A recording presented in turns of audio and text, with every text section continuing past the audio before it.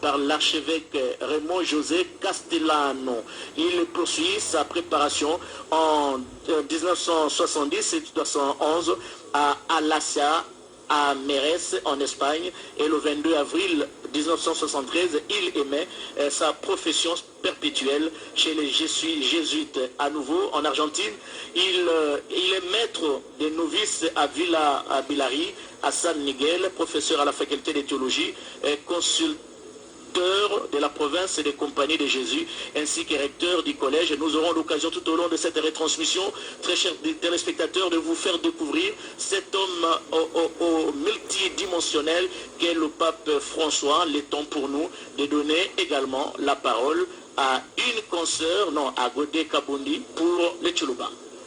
Twasekidila ulambeji wabukalenga bwajitunga Jean-Michel Sama Lukonde pamoni bakwabo ba mubukalenga bwaditunga tutunuvina wa Lumumba mulwa de la nation mwikale ncha kumonangana ni moma wakanyinda tumburuka la jipa jimbele mchino ba kuvambuka boya Félix Antoine Tshisekedi Chilombo leji bwa mo chidimu cha chinono mbakunisha glase mulela kuji mamu d'une terre de paix et d'hospitalité, ainsi qu'une terre d'accueil pour les peuples d'Afrique et du monde.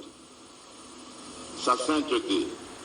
Si la République démocratique du Congo a proclamé la laïcité de l'État comme principe constitutionnel, la vie de nos populations demeure, elle, profondément liée à des convictions religieuses qui traduisent le dynamisme et la vitalité de leur foi. Ces convictions structurent notre agir collectif et la vie de nos familles repose en grande partie sur ces valeurs religieuses.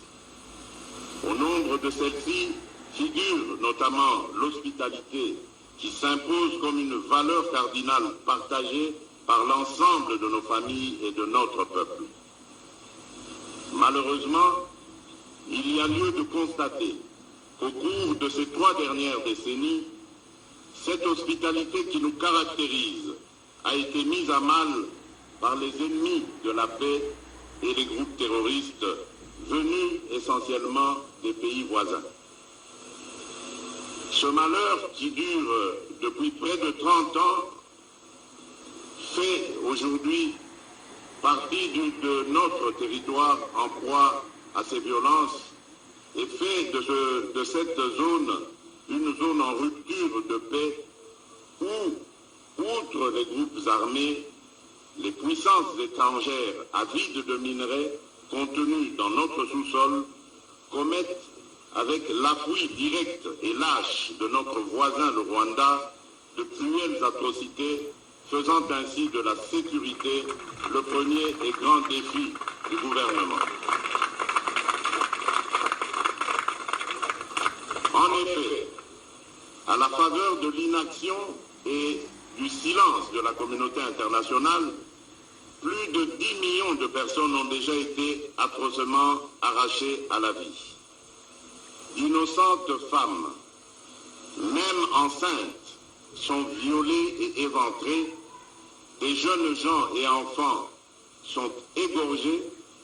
Des familles, des vieillards ainsi que des enfants sont condamnés à braver la fatigue et l'épuisement afin d'errer hors de leur maison à la recherche de la paix en raison des exactions commises par ces terroristes au service d'intérêts étrangers.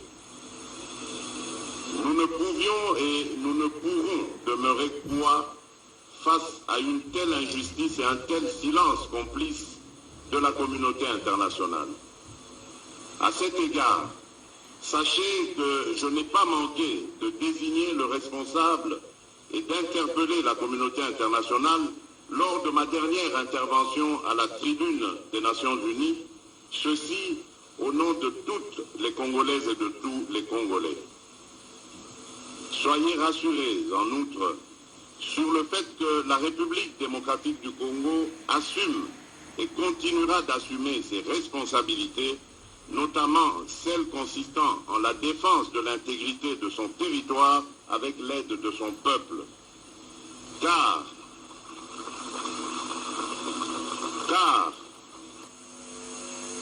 sécuritaire préoccupant, le patriotisme ainsi que la détermination du peuple congolais pour la défense de sa patrie font sa force.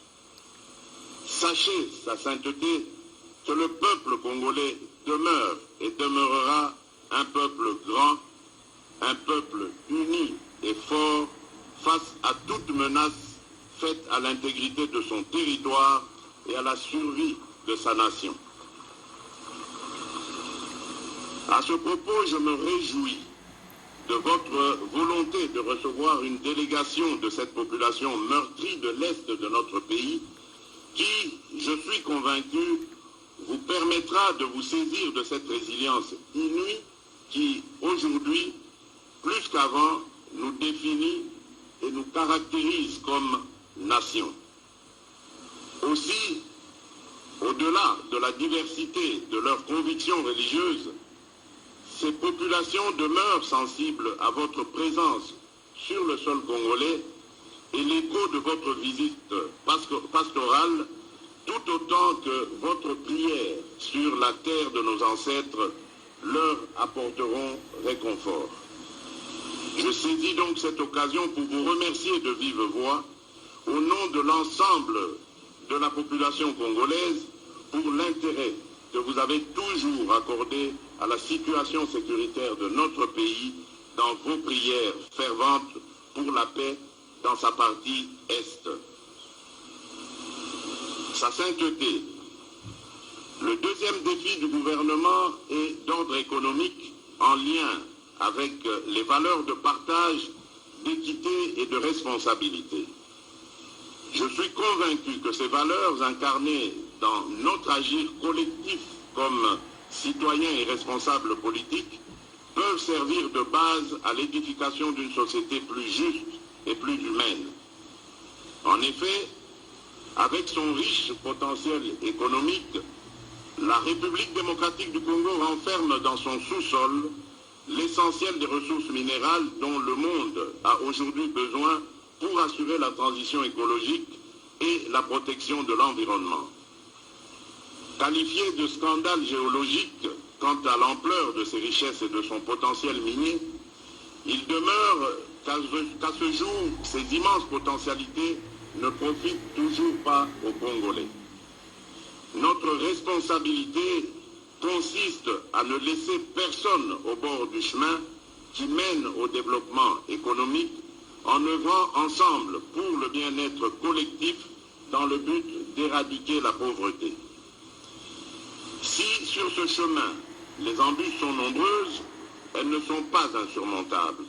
En témoigne l'engagement du gouvernement d'inclure dans le système éducatif national les plus pauvres et les plus démunis, en rendant effectif le principe pourtant constitutionnel de la gratuité de l'enseignement de base, non appliqué durant de nombreuses années. Le bénéfice de cette décision courageuse et osée est indéniable pour l'avenir de nos enfants et l'édification du Congo de demain. C'est ici l'occasion pour moi de rendre un hommage mérité à l'Église catholique en République démocratique du Congo pour les services rendus dans ce domaine, afin qu'il concourt à l'accroissement des possibilités d'emploi ainsi qu'à l'amélioration des conditions de vie de nos populations, tout en œuvrant résolument à lutter contre la corruption et la fuite de capitaux, de sorte que ces ressources servent réellement l'intérêt de tous. Sa sainteté. Le troisième grand défi est celui de la protection de l'environnement. En effet, pour ce qui est de ce défi, le gouvernement de la République et moi-même partageons les valeurs défendues dans votre encyclique Laudato Si, publiée en 2015, sur l'un des principaux défis auxquels l'humanité est confrontée actuellement, à savoir la lutte contre le réchauffement climatique. Tout en me réjouissant de ce que la lutte contre les changements climatiques constitue votre cheval de bataille, la République démocratique du Congo et son gouvernement sont très sensibles à l'urgence et la responsabilité qui incombe à l'humanité dans la construction de l'avenir de la planète et la protection de notre maison commune. À l'intérieur du pays, la protection de l'environnement est une composante de notre responsabilité dans l'ouverture du pays à l'exploitation des ressources et énergies fossiles. C'est ainsi que tous les marchés agréés avec des partenaires désireux d'exploiter nos ressources naturelles ne peuvent être régulièrement conclus sans qu'une étude sérieuse et préalable de l'impact environnemental du projet à exécuter soit réalisée. En outre, le gouvernement met un soin particulier à la protection de la biodiversité dans les parcs naturels disséminés sur son territoire où des espèces rares et d'importance pour l'équilibre de cette biodiversité souffrent encore de l'insécurité et où des animaux, y compris ceux en voie de disparition, sont victimes eux aussi de la barbarie des groupes armés. Tout récemment encore, nous avons lancé avec beaucoup de précautions des appels d'offres pour exploitation dans le strict respect des règles et principes de protection de l'environnement de quelques gisements pétroliers en faisant recours à de l'expertise avérée en ce domaine. Dans ce contexte de la récession armée en Ukraine, ce choix judicieux permettra sur le long terme à notre économie d'amortir durablement le choc lié à ces crises et de permettre à notre peuple de tirer enfin avantage des richesses de son sous-sol. En tout état de cause, les membres du gouvernement de la République et moi-même n'arrêtons pas de réitérer cet engagement tel que ce fut le cas au cours de la 26e conférence des partis à la Convention des Nations Unies sur le changement climatique, la COP26, où nous avons présenté la République démocratique du Congo à la face du monde comme pays solution à la crise climatique et la lutte contre les changements climatiques. En effet, notre pays dispose de 165 millions d'hectares de forêts, deuxième plus grande forêt tropicale du monde, une grande réserve de biodiversité, avec comme principal atout sa capacité d'absorption de carbone, la première au monde, capable d'absorber près de 1,2 milliard de tonnes de dioxyde de carbone par an. C'est pourquoi, pour mieux protéger nos forêts, nous avons toujours milité pour une justice climatique afin que les plus grands pollueurs qui sont à la base de la destruction de l'environnement versent des compensations aux gardiens de la planète que nous sommes. Ces compensations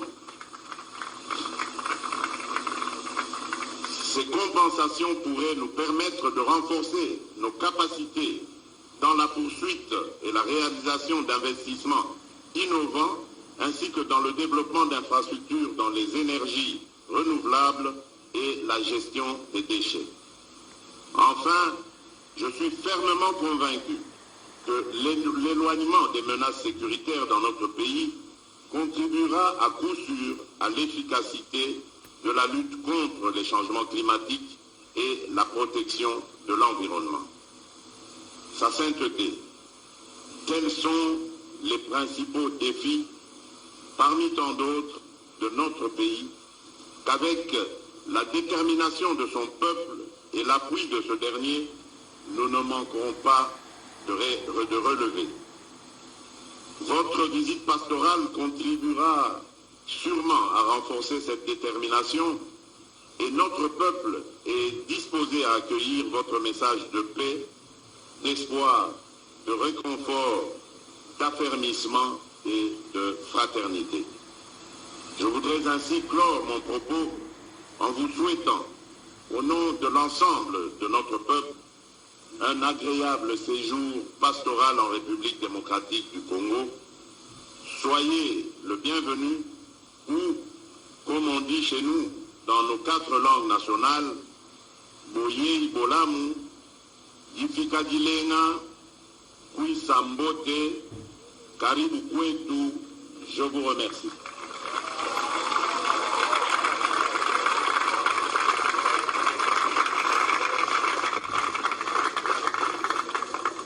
Nous invitons sa sainteté, le pape François, à prononcer son discours.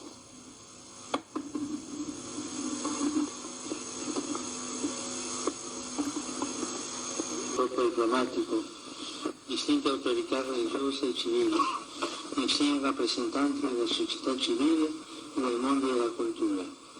Signore e signori, vi saluto cordialmente e grato al signor Presidente per le parole che mi ha rivolto. Sono felice di essere qui in questa terra così bella, vasta, rigogliosa, che abbraccia a nord la foresta equatoriale, al centro verso il sud altipiani e savane alberate, all'est colline, montagne, vulcani e laghi, a ovest grandi acque con il fiume Congo che incontra l'oceano. Nel vostro paese, che come un continente nel grande continente africano, sembra che la terra intera respiri.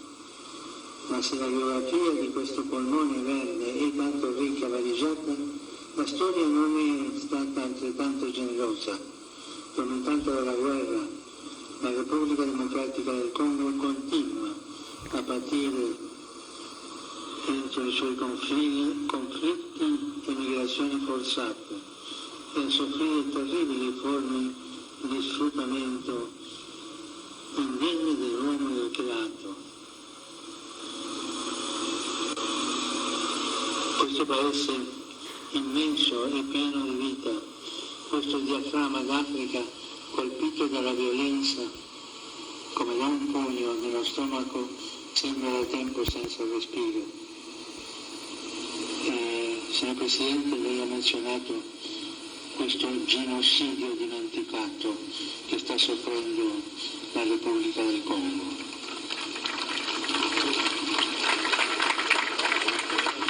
E mentre voi congolesi lottate per custodire la vostra dignità e la vostra integrità territoriale contro deprecabili tentativi di frammentare il Paese, io vengo a voi nel nome di Gesù come peregrino di riconciliazione e di pace.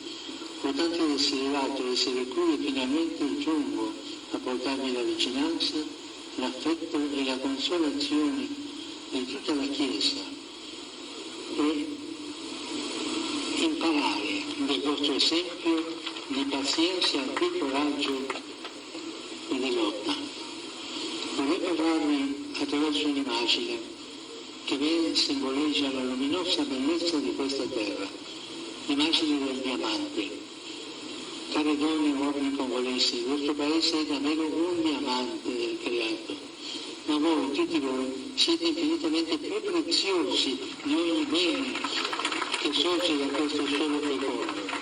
Sono qui ad abbracciarvi, per ricordarvi che avete un valore inestimabile, che la Chiesa e il Papa hanno fiducia in voi, credono nel vostro futuro, in un futuro che sia nelle vostre mani, nel quale meritate di riversare le vostre doti di intelligenza, sagacia e operosità. Coraggio, fratello e sorella congolese, rialzati, riprendi tra le mani come un diamante purissimo quello che sei, la tua dignità, la tua vocazione a custodire nell'armonia e nella pace la casa che abiti. Rivivi lo spirito trinazionale, sognando di mettere in pratica le sue parole. Attraverso il tuo lavoro costruiremo un paese più bello di prima, in pace. Cari amici, i diamanti comunemente rari qui abbondano. Se ciò vale per le ricchezze materiali nascoste sotto terra, vale a maggior ragione per quelle spirituali racchiuse nel cuore.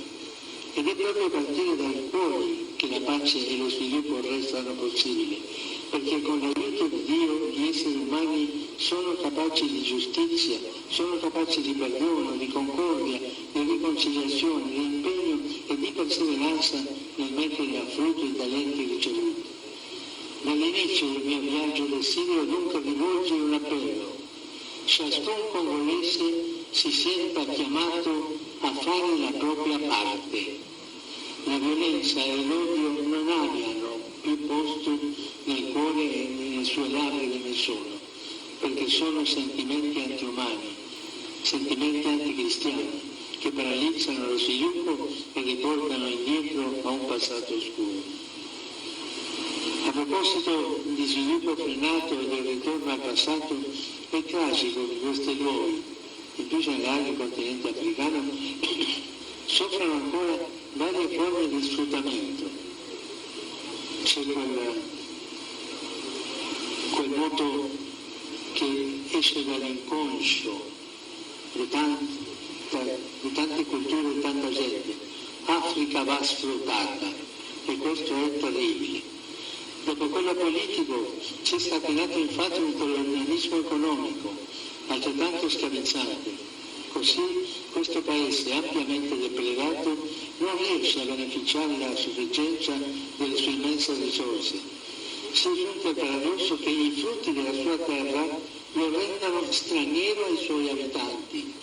Il veleno dell'avidità ha reso i suoi diamanti insanguinati.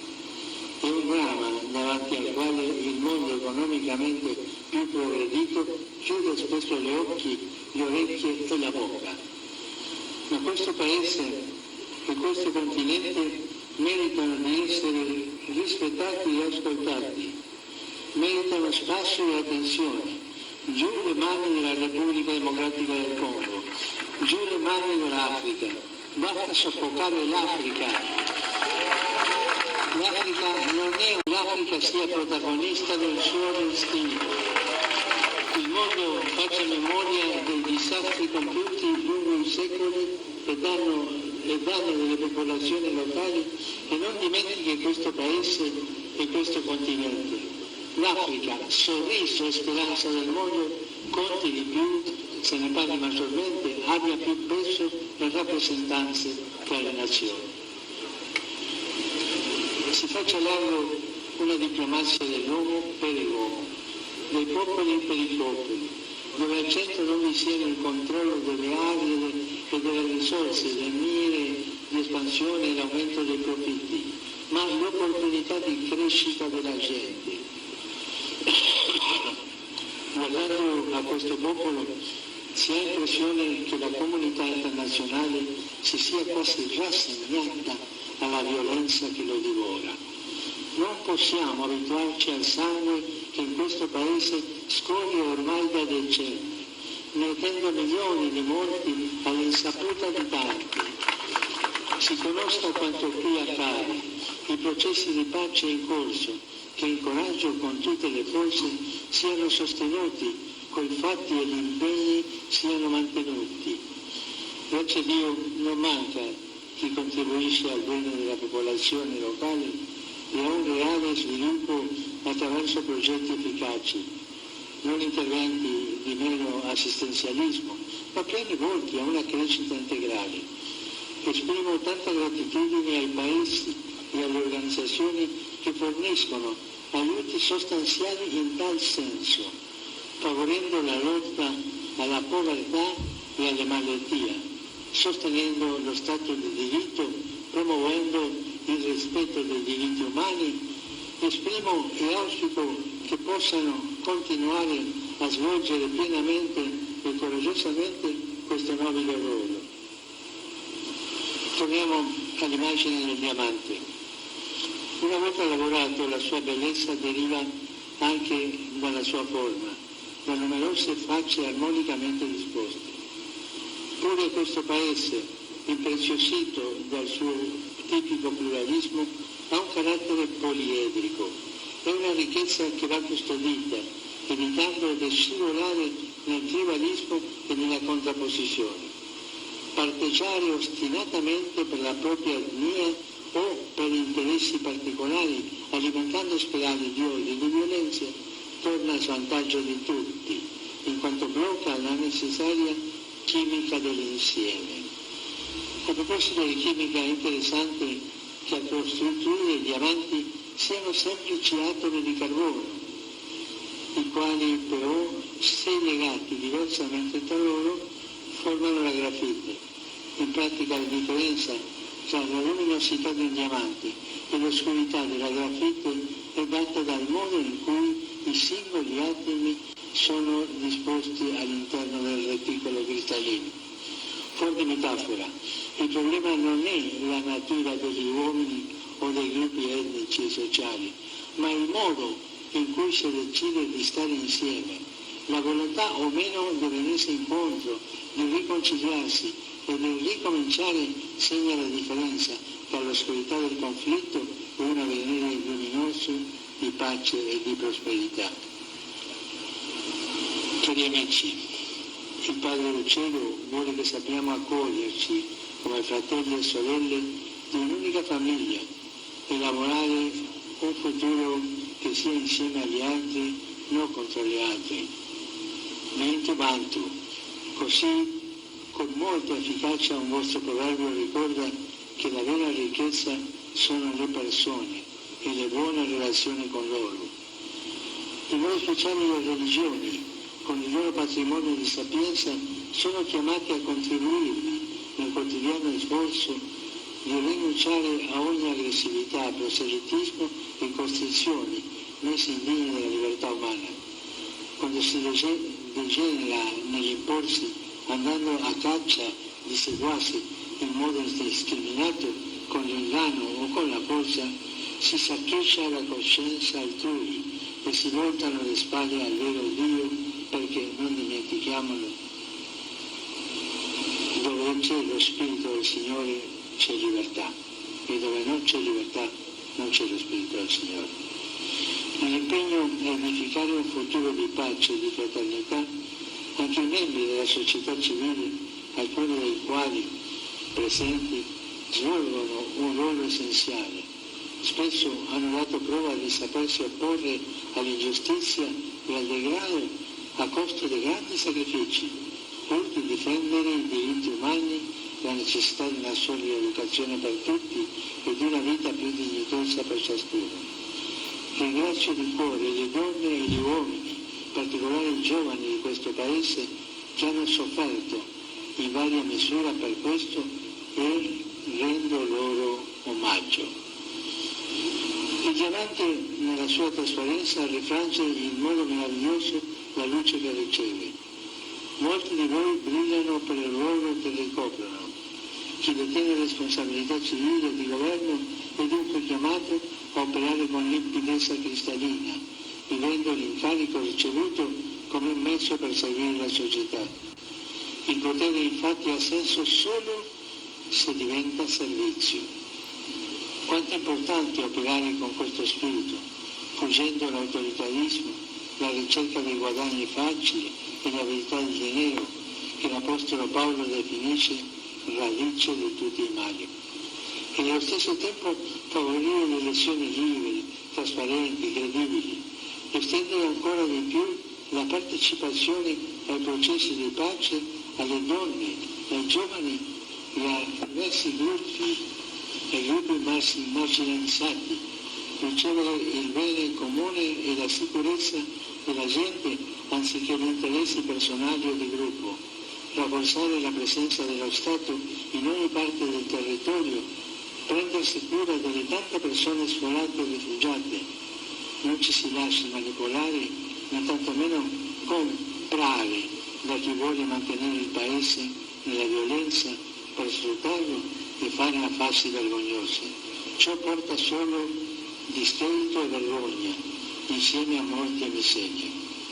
Fa bene invece accostarsi alla gente per rendersi conto di come vive. Le persone si fidano quando sentono che chi li governa è realmente vicino, non per calcolo né per esibizione, ma per servizio. Nella società a oscurare la luce del bene sono spesso le tenebre dell'ingiustizia e della corruzione. Già secoli fa Sant'Agostino, che nacque in questo continente, si chiedeva: se non è rispettata la giustizia, che cosa sono gli stati se non delle grandi bande di ladri? Dio è dalla parte di chi ha fame e sete di giustizia. Non bisogna stancarsi di promuovere in ogni settore il diritto e l'equità, contrastando l'impunità e la manipolazione delle leggi dell'informazione. Un diamante sorge dalla terra genuino ma grezzo, bisognoso di lavorazione. Così anche i diamanti più preziosi della terra congolese, che sono i figli di questa nazione, devono poter usufruire di varie opportunità educative, consentano loro di mettere pienamente a frutto i brillanti talenti che hanno. L'educazione è fondamentale, è la via per il futuro, la strada da imboccare per raggiungere la piena libertà di questo paese del continente africano. In essa è urgente investire per preparare società che saranno consolidate solo se ben istruiti, autonome solo se pienamente consapevoli delle proprie potenzialità et capace di sviluppare con responsabilità perseverante. Afin de préparer les futurs qui seront forts. Ma tanti bambini non vanno a scuola. Quanti anziché ricevere una degna istruzione vengono sfruttati. Troppi muoiono sottoposti a lavori schiavizzanti nelle miniere. Non si beaucoup d'enfants ne vont pas à l'école. La piaga del lavoro. Comme au lieu de recevoir une éducation digne de ce nom, quante ragazze sono trop d'enfants e violate nella loro dignità. sont soumis à des travaux au niveau des mines. Sono il presente di speranza. Solo la speranza. Aucun effort ne doit être ménagé pour dénoncer le fléau du travail des enfants et de mettre fin. Il diamante, il dono della terra, richiama la custodia del creato, alla protezione dell'ambiente.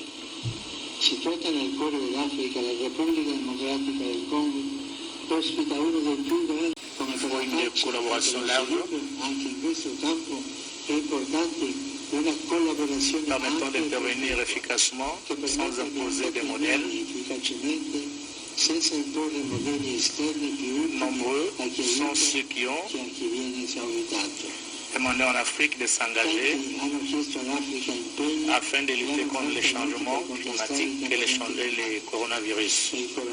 Ce sont certainement des opportunités qui ont besoin di modelli sanitari e sociali che rispondano non solo alle urgenze del momento, ma contribuiscano a un'effettiva crescita sociale, di strutture solide e di personale onesto competenti per superare i gravi problemi che bloccano sul nascere lo sviluppo come la fame e la malattia. Il diamante infine è il minerale di origine naturale con la durezza più le elevata. diamant et le minerai. Non guarda la sua resistenza agli agenti chimici. Il continuo ripetersi di attacchi violenti e le tante situazioni di disagio La résistance aux produits chimiques est trop grande. la resistenza dei congolesi. La répétition continue des attaques violentes pourrait affaiblir la résistance des Congolais. Ma in nome di Cristo, che è Dio della speranza, il Dio di ogni possibilità, che dà sempre la forza di cominciare, in nome della dignità e del valore dei diamanti più preziosi di questa terra, che sono i suoi cittadini, vorrei invitare tutti a una ripartenza sociale, coraggiosa e inclusiva. Lo chiede la storia luminosa ma ferita del Paese. Lo supplicano soprattutto i giovani e i bambini. Io sono con voi, vi accompagno con la preghiera, con la vicinanza, ogni sforzo per un avvenire pacifico, per un avvenire armonioso e prospero del suo grande Paese. Dio benedica l'intera nazione congolese.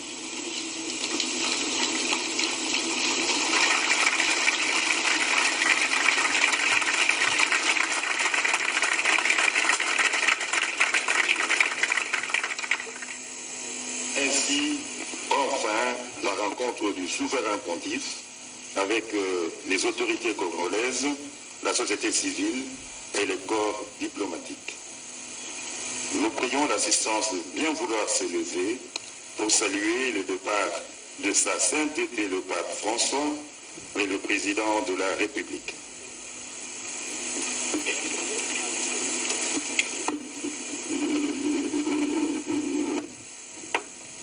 Voilà, très chers téléspectateurs, ce sont là des moments forts de cette cérémonie, ici au niveau du Palais de la Nation. Le premier temps fort, c'est bien le discours prononcé par le président de la République, Félix-Antoine Tshisekedi Tshilombo, qui a évoqué beaucoup de défis à relever dans notre pays, Et je crois qu'on tend vers la fin, tout le monde s'est levé. Ça sera quoi? Une messe de bénédiction papale n'a pas suivi les déroulés, mais on voit tous les officiels debout. Apparemment, il y a quelque chose qui se prononce. Mais nous avions eu certainement un petit problème au niveau de la traduction. Il fallut prévoir quelqu'un pour nous faire la traduction du discours papal. Malheureusement, il a parlé en italien. Les papes qui quittent le podium et va devoir... Mais il ne part pas. Il ne part pas parce qu'il doit s'entretenir. Il doit s'entretenir avec les autorités, les officiels congolais, la société civile, les corps diplomatiques et tant d'autres personnalités qui ont fait le déplacement du palais de la nation. Qu'est-ce qui se passe? C'est la fin de la cérémonie apparemment. Nous le saurons tout à l'heure. Donc il n'y avait que 2 temps forts ici au niveau du palais de la nation. Ce que j'ai retenu, après les discours du pape, non pas après, pendant le discours du pape, il y avait un tonnerre d'applaudissements à tout moment, une façon de saluer ce discours papal, le premier du genre, depuis son avènement à la tête de Vatican. Mais ce qui est vrai, après le discours papal, j'ai regardé sur le visage des uns et des autres, il y avait la joie, on les sentait, il y avait la joie sur le visage des uns et des autres, et voilà, quelques politiques congolais à l'instar de Bemba et des Camérés qui sont... les discours. Ok. Les discours, par exemple, du Saint-Père, on peut, par exemple, évoquer quelques aspects. Je voudrais vous parler à travers une image qui symbolise bien la beauté lumineuse de cette terre, celle du diamant. Chères femmes, chers hommes congolais, votre pays est vraiment un diamant de la création. Mais vous tous, vous êtes infiniment plus précieux que toutes les choses bonnes qui sortent de ce sol fertile. Je suis ici poursuit le pape pour vous étreindre et vous rappeler que vous avez une valeur inestimable. Que l'Église et le pape ont confiance en vous, qu'ils croient en votre avenir, un avenir qui soit entre vos mains et dans lequel vous méritez de déverser vos dons d'intelligence, de sagacité, d'assiduité. Courage, fier, frères et sœurs congolais, relève-toi, réponds tes mains comme un diamant très pur, ce que tu es, ta dignité, ta vocation, à garder en harmonie et en paix la maison que tu habites. Révis l'esprit de ton hymne national en rêvant et en mettant en pratique ces paroles. Par les durs labeurs, nous bâtirons un Congo plus... Voilà, c'est le pape. Nous allons décortiquer les discours papal au cours de nos éditions élaborées. Très chers téléspectateurs, c'est le départ du cortège papal qui quitte ainsi le palais de la nation.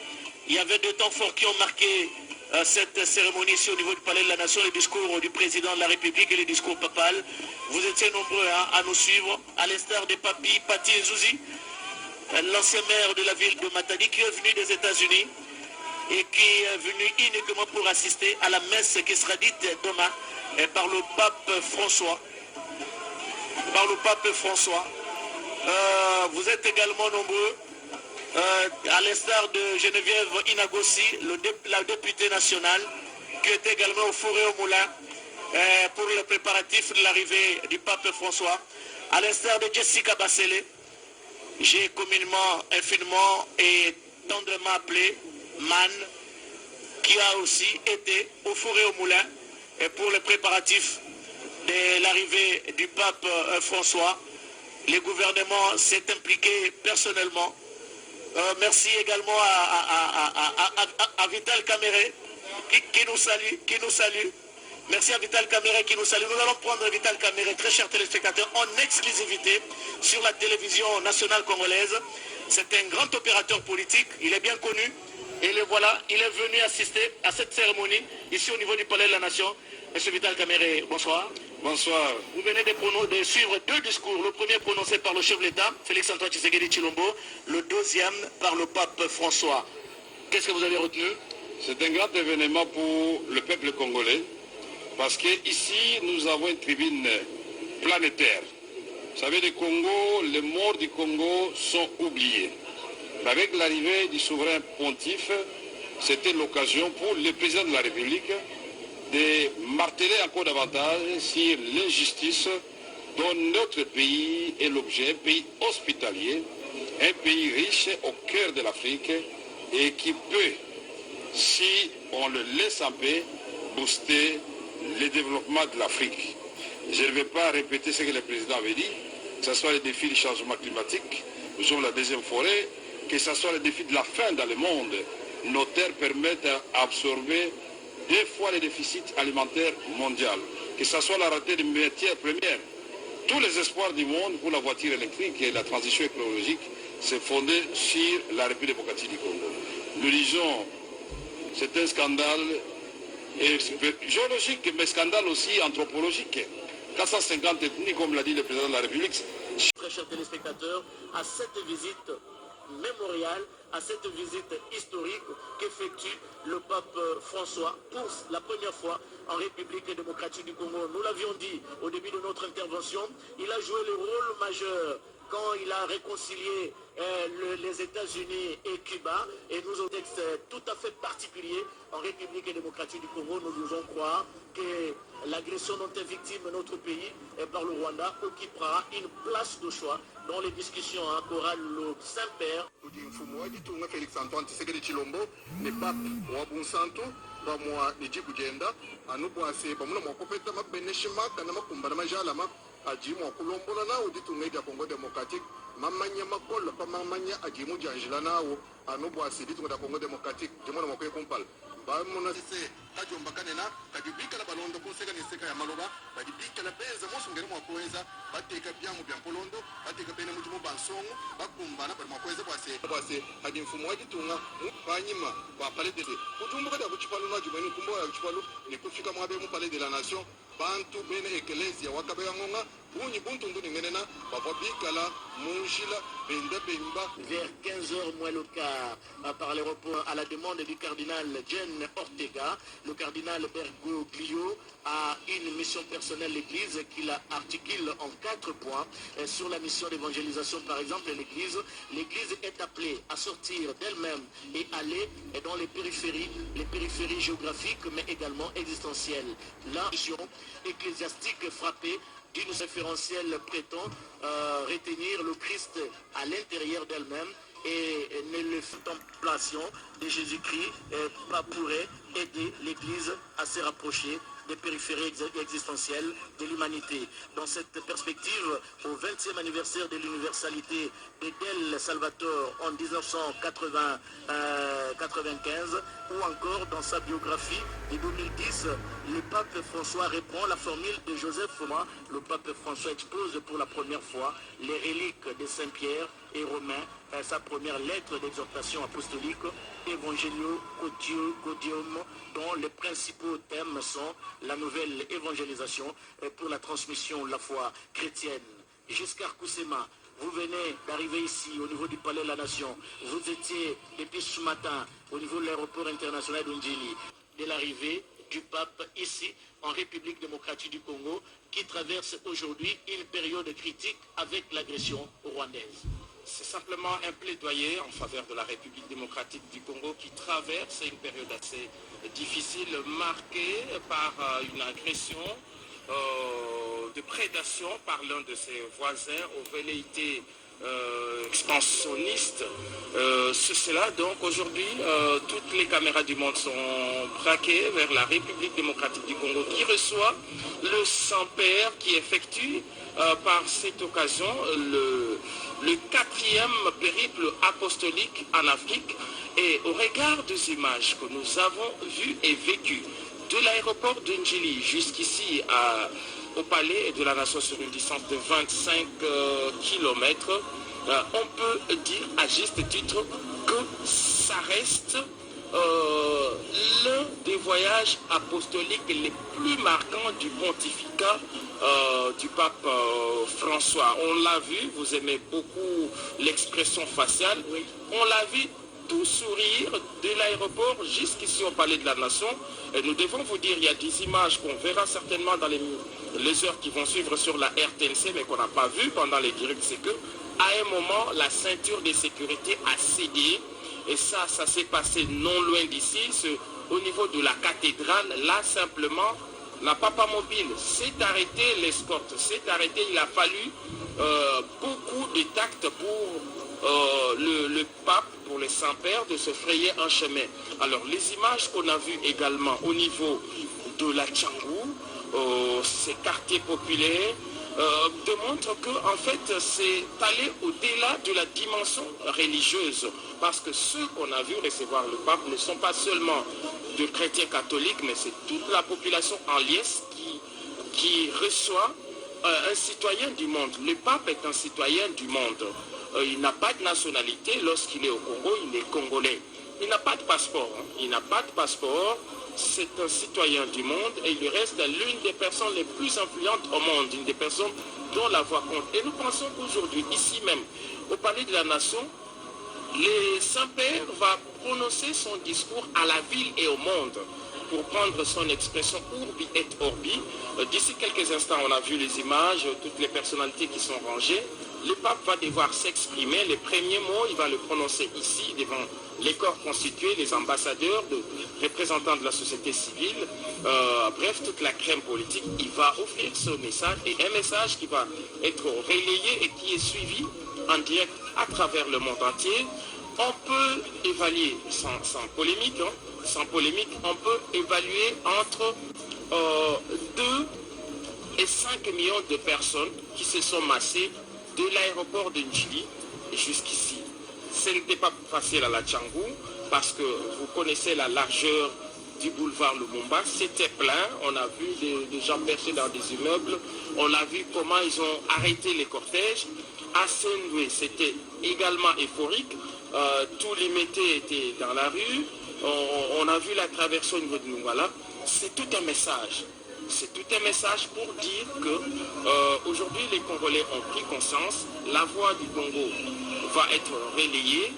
Pour en arriver là, il a fallu cette invitation du président de la République, Félix-Antoine Tshisekedi Tshilombo, qui avait obtenu du Saint-Père la promesse de venir en République démocratique du Congo. Aujourd'hui, c'est chose faite. C'est du factuel. Je donne la date. C'était un certain 17 janvier 2020. J'étais à Rome, accompagner les chefs de l'État. Une année seulement après son accession à la magistrature suprême. Mais ça, ce n'était que la deuxième fois. La toute première fois, c'était exactement, je pense, je peux me tromper, mais c'était le 5 octobre 2019. Donc le président de la République n'avait que 6 mois, et lui qui reste attaché aux valeurs religieuses avait rencontré pour la première fois, parmi les premières autorités qu'il a rencontrées, c'était le Saint-Père, c'était dans la basilique Saint-Pierre, c'était à l'occasion de la consécration du cardinal Ambongo Bessungu. Il était le seul président de la République qui avait accompagné, et ça a marqué toute l'équipe papale. Le pape est venu les saluer, il a retiré, ils ont parlé. Et le chef de l'État avait sa tendre épouse, la distinguée première dame, Denise Nyakero. Exactement, les couples présidentiels donc étaient à la basilique Saint-Pierre, il a prié avec les cardinals, et il les a reçus, il a béni les couples présidentiels, il a dit, Monsieur le Président, je suis marqué, ce n'est pas d'habitude de voir de chefs d'État venir à une messe de consécration. Alors, ils ont pris rendez-vous au mois de janvier, et au mois de janvier, ils ont parlé, vous avez vu, tous les cérémoniels, ils ont été reçus suivant les protocoles réservés aux invités du Saint-Père. Ils ont passé une demi-heure d'entrevue et après le chef de l'État a eu des mots aimables, il était lui-même ému. Regardez, j'espère que vous allez continuer. Hein. Regardez très chers téléspectateurs, cette image, une image marquante qui démontre que on est dans la thématique de réconcilier, le papa dit tous se réconcilier avec Jésus-Christ. C'est quand même rare de voir Vital Kamere, Jean-Pierre Bemba, Augustin Kabouya sur le même rangée, entrer en pleine cérémonie, en train d'attendre la sortie du pape du bureau présidentiel pour cette cérémonie qui est prévue au niveau du jardin du Palais de la Nation. Nous avons dit en début de ce reportage que ça a dépassé la seule dimension religieuse pour être finalement un événement national. Et le président de la République a dit, lorsqu'il a fait les tours d'inspection, on a vu en lui la volonté d'offrir la plus belle visite pastorale du 266e pape de l'Église catholique. Et c'est le cas au regard de ce qui a été vu. Il y a même quelques gouverneurs de province et c'était la volonté du Saint-Père qui ont fait le déplacement de Kinshasa, à l'instar de Fifi Masuka et tant d'autres. C'est pour donner une autre dimension à cette visite papale. Et effectivement, le Congo réconcilié. Et puisque nous parlions tout à l'heure de la préparation de cette visite papale, lorsque le chef de l'État arrive à Rome, après avoir été reçu, alors il a ratifié l'accord cadre. Et ça, c'est un acte important. Donc l'Église qui s'est pratiquement réconciliée avec les Saint-Sièges. Donc cet accord qui lie le Saint-Siège à la République démocratique du Congo, et c'est devant le président de la République et les Saint-Pères que cela a été